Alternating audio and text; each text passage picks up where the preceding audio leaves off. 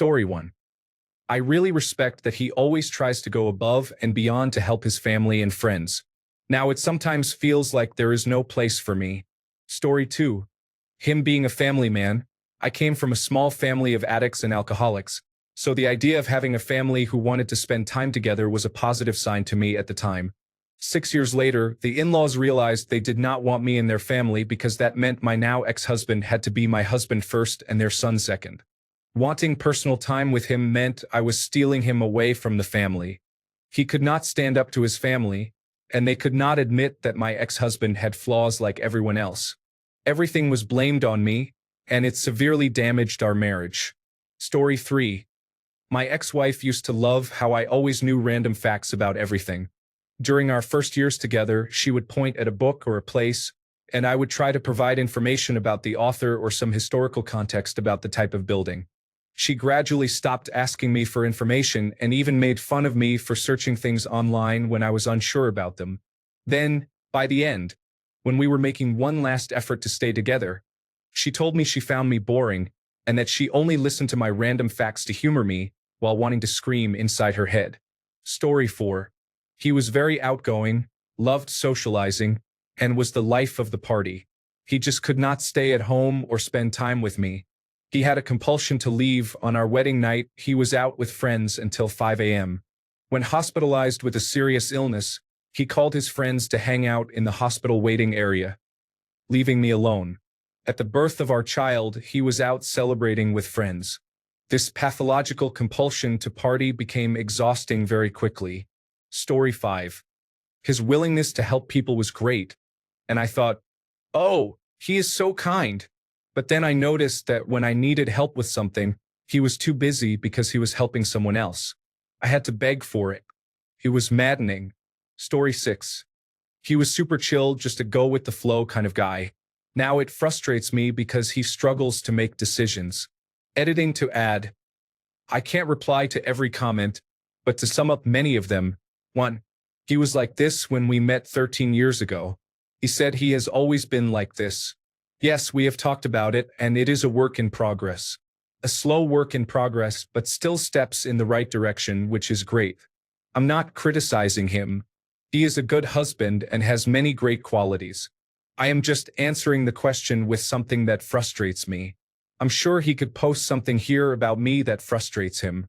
It happens in relationships. I have told him about the post and my comment, and he just laughed because he knows it's true. Being chill and indecisive wasn't really a big deal when dating and when we had no real responsibilities, so I thought it was nice that he was so relaxed about things. But we have a child, a mortgage, we both work, and I get mentally drained having to decide every little thing. I'd like to be able to share the mental load with my husband. I don't criticize his decisions when he makes them. Some choices I might clarify if needed, as he does with me. Not all of my decisions are the best either, but I don't harp on his choices. I'm normally very happy when he makes a decision. Story 7. I used to love how calm and relaxed she was.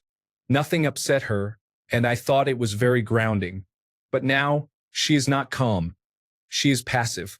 I stress over plans or house matters, and she is just there, acting like everything is all right with no reaction at all. Story 8. He could speak about his emotions easily and openly, which was very impressive to me. I was the opposite. 10 years later, I learned to express my emotions better, but there was never space for me to do so because he would talk about himself all the time. Everything was about him and how it made him feel, and I thought, I know you're not used to me expressing this, but I'm feeling things too. Story 9. His spontaneity used to be very attractive to me. I have now noticed that sometimes he is just haphazard. Story 10. I found it funny when he didn't let the conversation turn really serious by having a sense of humor and saying something randomly funny. Everything felt light and nice.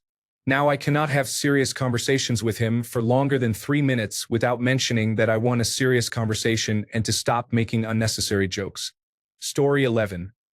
He initially came across as quiet and mysterious, but then it revealed itself to be emotional unavailability. I am not perfect either. We have gone to therapy and are getting better. Story 12. He is very knowledgeable. However, sometimes he comes across as condescending. He is 9 years older than me, so occasionally I feel like he is talking down to me as if I were a child. Story 13. How outgoing he is. Turns out he just overshares with everyone. At a restaurant, the waitress brings drinks.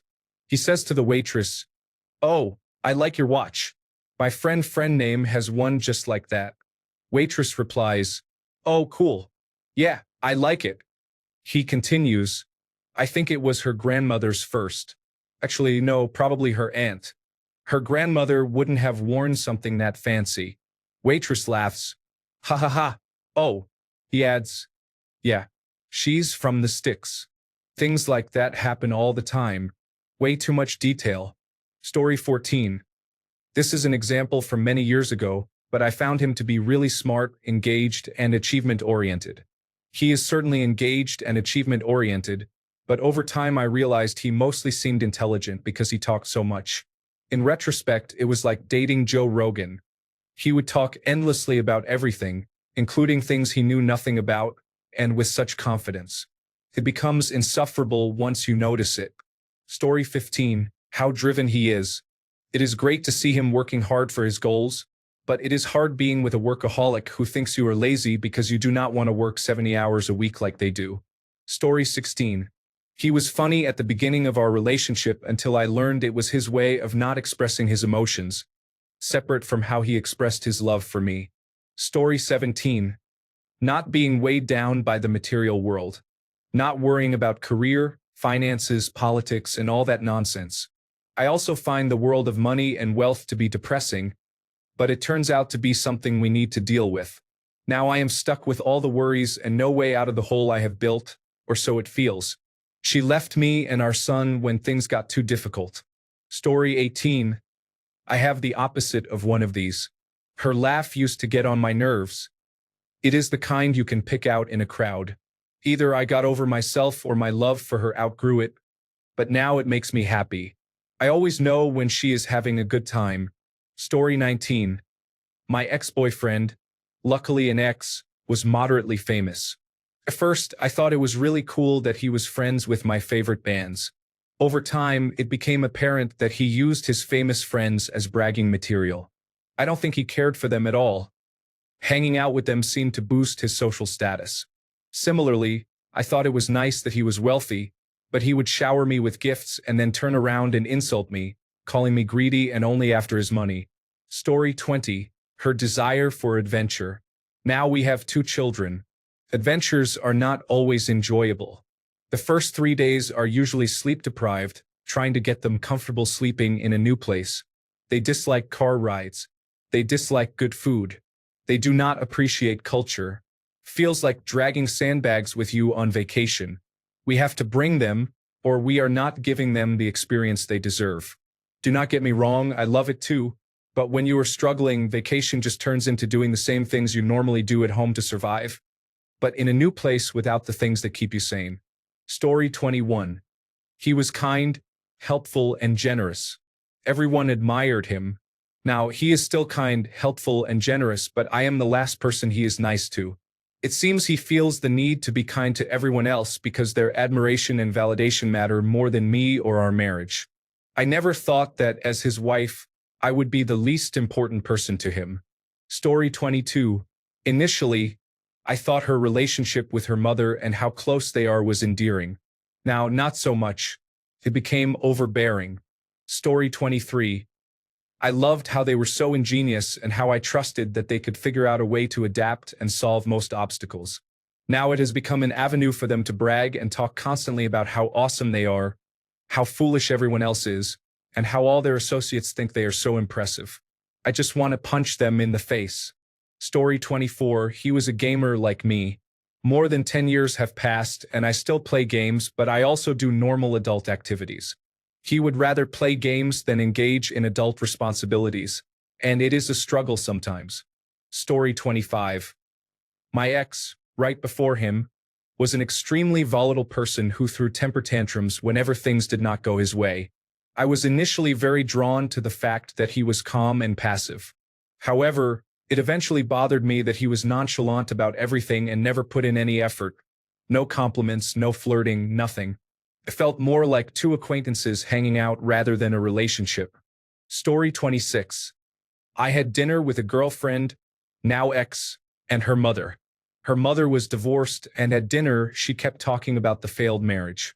I asked her what originally drew her to her husband, now ex, and she listed a handful of qualities. When I asked why it ended, she mentioned the exact same handful of qualities. Story 27. He lets me do everything. I don't remember having any preferences except cooking, mostly because it's soothing to me. Apparently, that meant I wanted to do everything while being called controlling. Yes, we are separated. Story 28. I would not say soul grating, but it is definitely a sore spot. I loved how he was so kind to everyone he met and how he seemed to want to help anyone who needed it. However, that does not seem to apply to me unless I ask for help. It is hard. He is amazing, so I feel like a giant brat for even being upset. Story 29. His love for video games has diminished. Now he constantly complains about bad teammates, things not going his way, lag, or other issues. Story 30. His personality and his attitude. I have been with my husband over 40 years, and just about everything about him annoys me. We sleep in separate rooms, hardly have conversations, and have nothing in common except for our adult children. We cannot afford to separate, so we live like roommates. I wish I could love him like I did years ago, but I have a lot of resentment towards him. Unfortunately, I cannot forgive him for causing me emotional pain for so many years. I have tried to, but then I recall something from our past and I get upset. He does not understand why I am cold towards him and why I reject him. I have told him sometimes what bothers me, and then he shuts down and will not talk about it. Then we stop talking to each other for days. I know that he has some narcissistic tendencies, but I have always dealt with it. I am sorry for writing so much. I do not know how to ask for advice on Reddit, so I am asking here. What can I do to improve my relationship with my husband because I really want to? Story 31. His closeness with his sister seemed like a green flag. He helped her all the time, answered her phone calls regardless of what he was doing, was the only guy invited to her girls' only birthday parties, and supported her financially. Now I see it as emotional enmeshment and want to get out. Story 32. Long-term boyfriend, not spouse. I thought it was very grounding that he had a very straight-edged, follow the rules to the T kind of personality because I am very spontaneous and wild. I thought we could be yin and yang for each other. What it actually turned out to be was him being passive-aggressive anytime I tried to be myself, causing me to shrink into half the person I naturally am. He was so scared to step out of line, even a fraction, that his mother's permission and approval governed any couple's plans we tried to make, leaving no room at all for spontaneity. This dynamic clearly explains why we are now broken up and exes who don't talk. Story 33. His charm, integrity, the way he was so serious and almost closed off to everyone except me. I felt like I was the special person who got to have that part of him that he didn't give to anyone else. Now those things are a huge turnoff because they are all based on lies. They are masks that cover up alcoholism and deceit. He secretly gave that part of himself to other people online and justified it by saying he had never met them in real life and did it because he was drunk. I wish I hadn't been blinded by finding the one, and I wouldn't have spent the last 7 years spiraling into deeper and deeper depression. Some say just leave, but I can't, not yet. So instead, my heart is just fighting my mind to stay open. Story 34. I used to be married to a German woman. At first, I thought her accent was charming. Then it gradually became a shrill, overbearing sound that made me sit in the driveway for 30 minutes before walking into the house. Story 35. As a person who has not had a serious relationship in a while and suffers from imposter syndrome, this thread unfortunately makes me feel even more comfortable staying single forever. Story 36. Then, the fun music he used to perform and play. Now, after 30 years, listening to him strum the same 6 songs he used to perform and play. I used to be a lot more fun too, but now I am simply a boring paycheck provider who supports her retired husband's pipe dreams. Story 37. I like that he was laid back because I'm more type A and felt like it originally gave me space to be myself without being too much, but that just turned into him letting me do everything, helping with nothing, and hardly taking an interest in anything that was important to me. I remember early into dating, he called me once to ask my opinion on what to do in a work situation. Couldn't have been more than 2 weeks in. I thought it was sweet that he valued my opinion, but that turned into him being deeply insecure and relying on me to tell him what to do all the time. I remember studying for the bar once and him getting mad at me because I wouldn't pause to help him figure out what to wear for his first day of work. Finally, I used to love how wild and fun he was to go out with, but that turned into drinking every day, bottles of Jameson hidden in the nightstand, under the bathroom sink, behind the drink glasses. There's nothing I liked about him originally that I like now, but to be fair, we began dating in our early 20s and broke up as we were both turning 28. Things really change in that time frame, so I'm also just a different person. Story 38. I used to think his sloppiness was charming and that it was also charming to be a good girl who picks up after her man. Let me tell you, after a few decades and some perimenopause, it is not charming anymore. Story 39. He used to make me laugh with little jabs here and there at my character. They were harmless at first. As time went on, the jokes became poorly veiled attempts at putting me and all women down. They became more frequent whenever I tried to do something to better myself or attempted to learn something he did not know. This guy, at about 24, bought a manual vehicle. He did not know how to drive one. He stalled out, unable to move for weeks. Finally, when he got the car to move, his parents had to ride alongside him in their own car every single day to and from work for about a month. He finally got the hang of it and decided he wanted to teach me for fun. I agreed. He kept repeating, "Hey, do not worry. The car is not going to move when you first try it. It will take a while. Do not feel bad. It is totally fine. And you are a girl, so it will probably take you longer." I said okay. I got behind the wheel, he explained what to do, and I immediately got it rolling and drove it off. I was not even trying. I fully believed I would not get it moving, so I just casually followed directions. It did not matter to me at all if I had or not. I was about 18, who cares? He was very angry. He treated me poorly for weeks after that, finding things I could not do well and criticizing me for them. He also went into the military because of Call of Duty. That is unusual. Just a side note, the story reminded me of that. Story 40. His relentless optimism I found endearing and captivating and still do. However, as someone battling severe depression and other illnesses, it often comes across as tone-deaf or condescending. Story 41. She was quick to cut people out of her life for being fake or shallow, which was refreshing to me at first as someone who values loyalty. Eventually, these friends she had cut off and spoken badly about to me were welcomed back into her life, conveniently when they had something to offer her or when the rest of her social life was not great. It reached the point where she cycled through letting people into her life based on what they could provide, and her feelings for people were tied to that. I eventually fell into that category too. Story 42. Her urge to get things done perfectly was once a motivation for me to reach further and take the next step. Now it has become harmful micromanaging that never stops, regardless of how much I deliver. Story 43. When we were getting to know each other and I was falling in love, I even liked his farts. Since he didn't do it often, and even his first fart was involuntary, I would let it slip out, which gave me laughter and tenderness. Our trust has grown over the years, and now he farts on purpose to annoy me. What I used to find cute and funny, I can't tolerate anymore. I know it's normal for people to fart, but I don't like it when it's to annoy me. I'm not going to end the relationship over farting because I love him, but I don't tolerate it as a joke anymore. Story 44. She does not drink the last bit of her coffee. It never attracted me, but it does annoy me when loading the dishwasher. Story 45. When I point out something and say, "Wow, look at how beautiful this is," he smiles at me and says, "You're beautiful," or "Not as pretty as you." I always found it sweet and still do, but when it happens every time, it starts to feel like he isn't listening, like I'm trying to share an experience with him and he's changing the subject.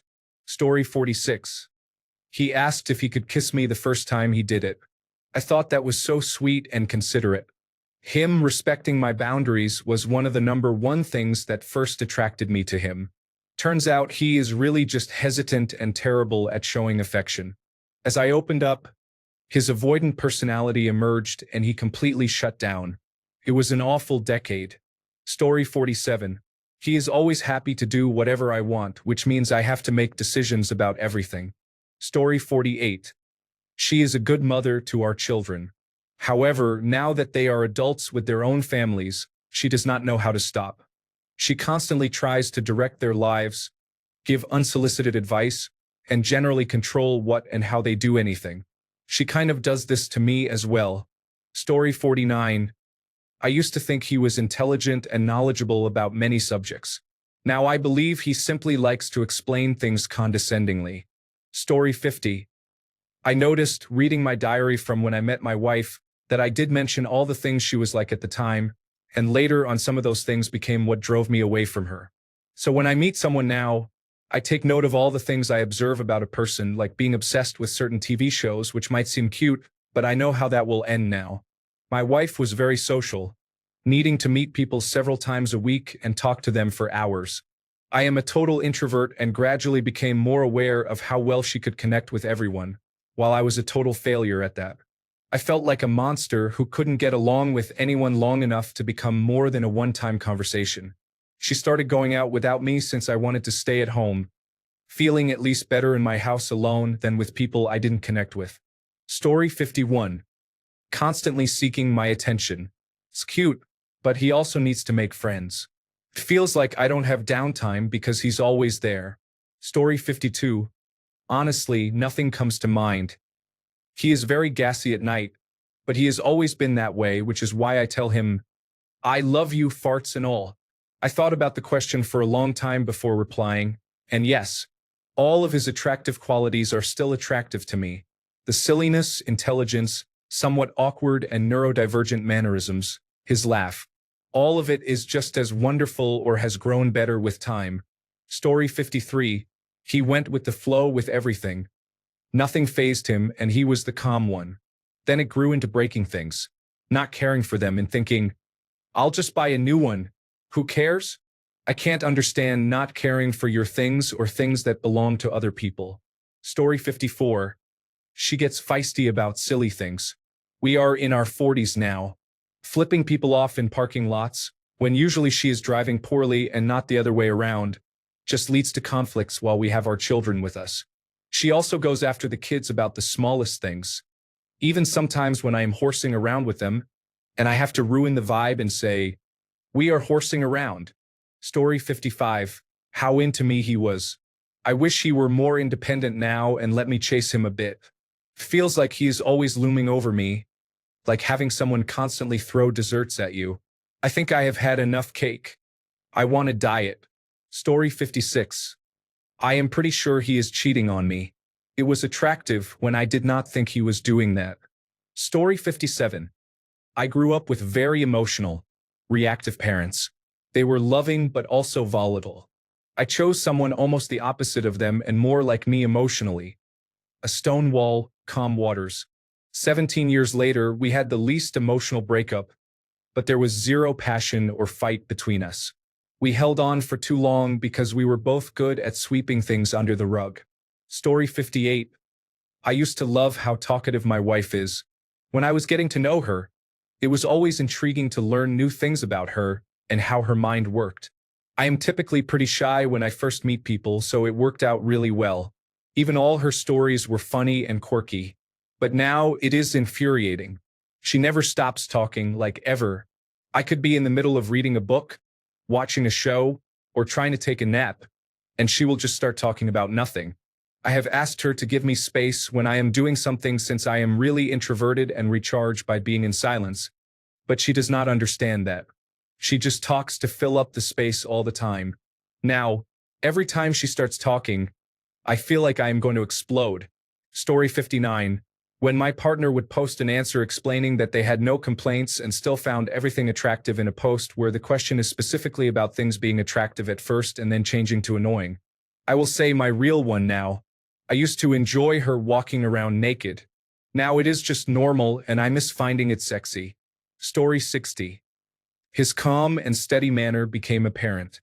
He never wanted to do anything or go anywhere, yet he would buy all the equipment to do things. Full sets of fishing gear, tools, and RV, and a trailer we never used even once.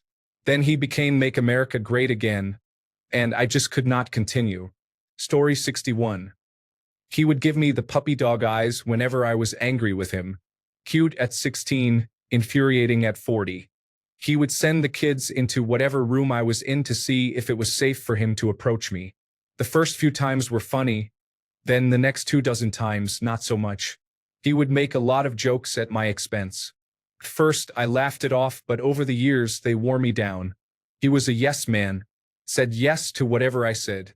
I found out later he was trash-talking me to anyone who would listen. I thought he was a halfway decent dad until he told me he was jealous of his young kids due to the amount of attention I gave them and not him. He would tell his friends he couldn't hang out because he was babysitting his kids. I laughed the first time, but after hearing this a dozen or so times, I finally snapped and told him he was parenting, not babysitting. I thought he was a great mechanic. He is a licensed technician, until he told me I was not a paying customer, so he was not going to work on the vehicle his wife and kids were in. He told me every day for 20 years that I was his soulmate, that we were always meant to be together, that he loved me, and that if something were to happen to our relationship, he would never leave our kids. Shortly after separating, he told me that he knew a few months after we were married that I would never be good enough for him. We had already been together for 5 years with 2 young kids, 15 years before the separation.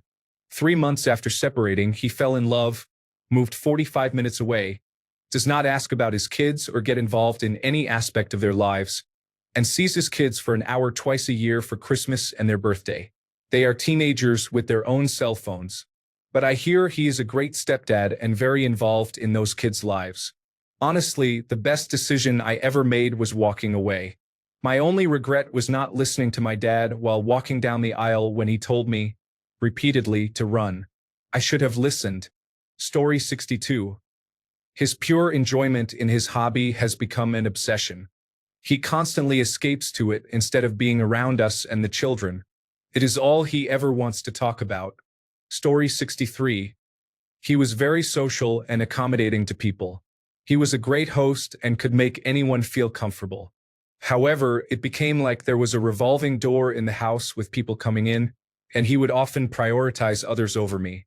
Libres. Story 64. His jealousy. I thought it was cute that someone wanted me to be his girl and no one else's. Over time, that included friends, my theater group, my very gay director, and my boss. It is not cute. It is exhausting. Story 65. My wife was the life and soul of the party or get-together. I am the opposite. It infuriates me that we have to go to parties and then cannot leave. Story 66. This is one of the more depressing reads in a while on Reddit. 95% of these posts are from bitter people who clearly state how they are inadequate in the post but blame it all on their significant other. Most of them are still together because they cannot stand the thought of being alone and addressing that issue either. Story 67. I grew up in a liberal-leaning home, but my parents never forced their views on me. I developed my own views and am more liberal-leaning. I started dating him 10 years ago, and his mother was extremely conservative and believed in unfounded conspiracies. He would always disparage her and complain about her views. Now married, he has turned into a version of her. Fox News is on all day. We argue all the time about whatever the former president does because he supports him. Do not marry someone with such different views growing up. You think they are different from their parents, but they may become them. Story 68. Overly aroused. It was enjoyable at first, but sometimes I just want to rest in peace. We are working on it though. Story 69. Nothing, I love her to death. Not to sound too sappy, but she is my person. Everything between us is just so easy. Story 70. Her snarky and sarcastic sense of humor used to be flirty, engaging, and attractive. Now I realize she showed me the best version of only 10% of the time being funny and 90% being passive-aggressive or just aggressive. I love her dearly, but it is not funny to me at all. Thankfully, it has slowed down a lot since her mother and sister have needed to live with us off and on, and she has realized how unpleasant their communication is and where she inherited that from. Story 71. I thought he was really open and direct with his feelings and opinions, but then I gained weight, and he will not stop being honest with me. Story 72. She spent the first half of our relationship asking me to open up and tell her how I feel, then the second half not caring at all about my feelings and telling me I was emotionally manipulating her every time I tried to explain how I felt about situations. People wonder why men don't open up, and that is one of the reasons why. Story 73. The way they always had something to say used to feel passionate. Now it just feels like they never listen. Story 74. He was very straight-laced. I had recently come out of a relationship with someone who was the life of every party, and I was beyond tired of the endless chaos that accompanied that. Endless beer, endless feeding of people who just dropped by, endless friends of both genders, including some who wanted to be more than friends and whom he sometimes indulged for a thrill. We had to take 2 vehicles to every gathering so the child and I could go home at an acceptable hour. I was constantly waiting for the call that he had killed someone driving drunk. We split and I met Samuel. Samuel did not smoke. Samuel might have a single beer with dinner. Samuel never partied. Ever. Not even in high school or his early 20s when partying is acceptable. Samuel did not gamble. Samuel did not go to the bar. Samuel did not go out with friends very often. Samuel never had strangers calling his phone. Samuel went to church regularly. Samuel literally had no vices, and it was such a huge relief at first because I was exhausted from dealing with all those things. It turns out it is not that fun to spend the majority of your 20s and 30s with a man who has no idea how to socialize, does not have any adult friends, and deep down views many social activities as somehow being morally wrong. He is extremely insecure and constantly worried about being judged by God only knows who, so he must maintain a perfect image at all times. This extends to his partner and children. I once had 3 fruity beers on a summer evening while gardening and was sat down and asked if I was becoming an alcoholic. He is an ex now. Story 75. How well he co-parented with his ex-wife, from whom he had been divorced for almost a decade. I admired how they were able to provide everything and more for their teenage children. Now, 3 years into dating, he is constantly broke, never home because of this sport or that event, or working a second job to make ends meet. I realize she still controls him. I have never heard him tell her no. When she asks, he gives no questions asked. I will stay his girlfriend forever if I stick around because she will clearly always be his wife. Story 76. He was and is incredibly friendly. The man could make friends with a brick wall in 5 minutes.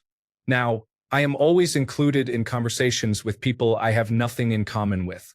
Story 77. I used to enjoy having drinks with my spouse. We used to have a good time. When we got into a physical altercation, I did not realize how drunk he was. I was sober.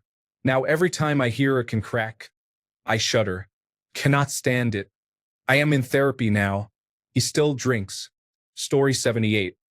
She is very easygoing, calm, and understanding, but over time that has developed into laziness, resulting in little help around the house, messes and clutter, little ambition unless it is something she really wants to do, being very overweight, and generally dragging down my ambition and drive to do anything. I cannot criticize anything, even about myself, if the solution requires effort. Story 79. He used to be very cool, much cooler than me. Part of that was that he did not care what other people thought, while I would twist myself in knots. Now, it feels dismissive. He does what he wants, regardless of how it affects others or me. Then he adds a lot of hypocrisy and emotional neediness on top, while dismissing my own wants and needs. It is just wearing me out. Story 80. The real question here is how many of you have the courage to tell the person whatever it is that bothers you and work on it? Or how many of you will sit there silently stewing in your anger at the little things the person you love does and let it taint your love for them? Either way, I would love to know. Story 81. Generally speaking, for every personality characteristic we appreciate about any given person, that characteristic has the propensity to come out in an equal and opposite way. When I get annoyed, I try to reframe in my mind by thinking about the way that same characteristic comes out in ways that I adore or benefit from in other circumstances.